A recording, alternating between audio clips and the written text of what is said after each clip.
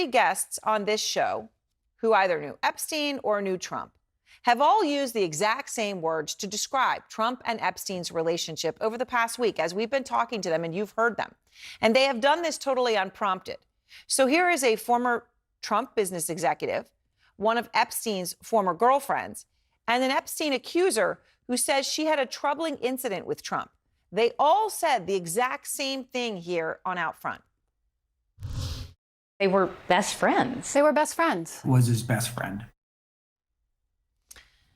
You heard them, and right there, Jack O'Donnell, Trump's former business associate, talking about what Epstein meant to Trump. These are people, right, who each met Epstein and Trump at different times, in different places, and just to state the obvious, in totally different capacities.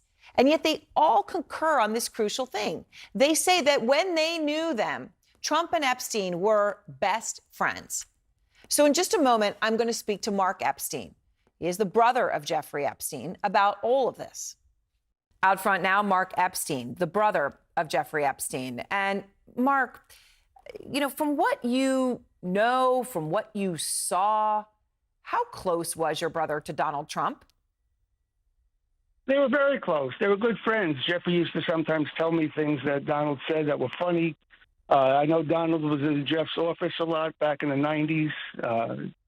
It's documented that Donald flew on Jeff's plane a number of times. I don't know if they ever checked, but I know Jeff flew on Donald's plane also. I don't know if they've ever looked at his flight logs. And they were good friends. I mean, I flew on Jeff's plane. It's known I was on the plane in 1999, flying up from Florida, and Donald was with us. You know, and we were all joking around. They were good friends. So, you know, tell me about that. I know there was something on that flight that you remember about your brother and Trump. What is it? Well, it was a funny thing when we were talking, and well, stick a pin in that. A couple weeks or a week before that flight, I was talking to Jeffrey, and he told me that he was talking to Donald, and he asked Donald, "How come you sleep with so many married women?" And Donald's answer was, "Because it's so wrong." Now, amongst guys, it was a funny line. And then when we were on the plane a week or two later, Jeffrey asked Donald the same question. I know he did that for my benefit so that I could hear Donald say it. And Jeffrey asked him, "How come you sleep with so many married women?" And Donald said, "Because it's so wrong." Now, it's a funny line, but the answer is not the poignant part of the story here. The question is the poignant part, because for Jeffrey to ask him that question, number one, he would have to know that Donald slept with a lot of married women, so and he probably got that information from Donald. And it also, implies a confidence. That's not the kind of question you ask a casual acquaintance. You know, how come you slept with so many married women? That's a question you ask a good friend that you can get away with asking those kind of questions. So that gives you an idea of how friendly they were. Yes, it does. It does. It certainly gives that perception. Now, okay, Mark, Trump admits they had a falling out with your brother. That's what he said happened. He has not shared what led to it. But here are some of the things that he has been willing to say about your brother. I want to play them for you. I was not a fan of Jeffrey Epstein. I threw him out of a club. I didn't want anything to do with him. Jeffrey Epstein was not somebody that I respected. That does not fit with what you're telling me, Mark. Yeah, I understand it doesn't. But he's trying to cover his butt. I mean, look, I understand people trying to distance themselves from Jeffrey because of what he was charged with and the circumstances he found himself in. I understand that. You know, but I know that they were good friends, and I witnessed it myself. You mentioned something a moment ago that made me think of this, you know, something that the White House told us yesterday. We talked to a woman who accused your brother of sexual assault, and she also talked about an encounter with Trump at your brother's office. This was in 1995. She found it disturbing. She said she told the FBI twice to look into people around your brother, including Trump. But she talked about this incident that she said happened in his office. And the White House, their response to us, Mark, they were categorical. They said, quote, "The president was never in Epstein's office."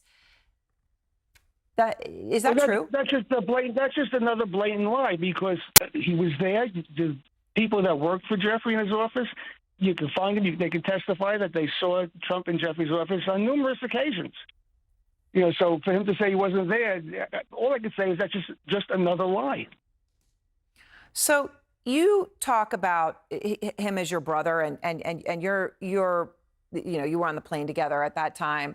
When did your brother first tell you that he was in legal trouble? When did you know anything about what he was doing? It was about 2006 when he first got into trouble. It's known prior to Jeffrey's death.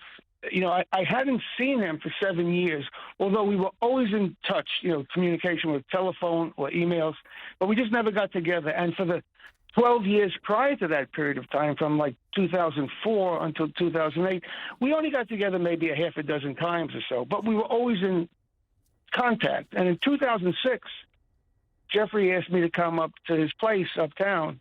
He wanted to talk to me. So I was uptown, I stopped by. I'm not uptown all that much back then. I live downtown, and I sort of joke. I say to go above 14th Street, I need a visa. But so I went to talk to him, and that's when he told me that he was getting in trouble for being with girls that were too young. He said he was stupid, but he wanted me to hear it from him as opposed to hearing it on the news or something. And that's when I first found out, in 2006. All right, and the reason that this is so important is trying to understand what the people around Epstein would have known, separate from what any of them might have also been doing, right? So I guess the question here then, Mark, is did you have any suspicions before Jeffrey's confession to you that he was involved with underage girls?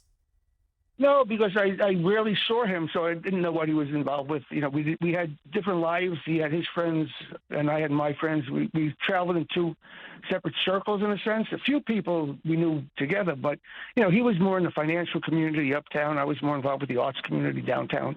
So we had two separate lives, but we were brothers. We always stayed in touch. But the thing is, Erin, the thing with the charges against him, that's really not my concern at this point in time. Jeffrey is dead. So, I'm not the prosecutor. I'm not his defense attorney. I'm more concerned with the circumstances around what I now consider his murder. Right. So that's unsolved. So I want to ask you that, okay, because the Department of Justice issued that memo earlier this month, right? It's at the core of a lot of this that reads in part, and I quote, Mark, after a thorough investigation, FBI investigators concluded that Jeffrey Epstein committed suicide in his cell. Now, you say you were the one called to identify his body. You had conversations at that time, and you do not accept this finding. No, I don't, because what they don't mention in the report, and no one says, is that, after Jeffrey died, the next day I had to go to, number one, to identify his body because I'm the next of kin. There's only there. And they did the autopsy then. And Dr. Roman, who was the city pathologist, it was her autopsy. And Dr. Bondman was there on my behalf because I had the right to have, the family has the right to have their own pathologist there. And they did the autopsy, and they came out of the autopsy a couple hours later, and they both concurred that they could not call this a suicide because it looked too much like a homicide. They're very clear about that. All right, Mark, thank you so much. You're welcome. Have a good day.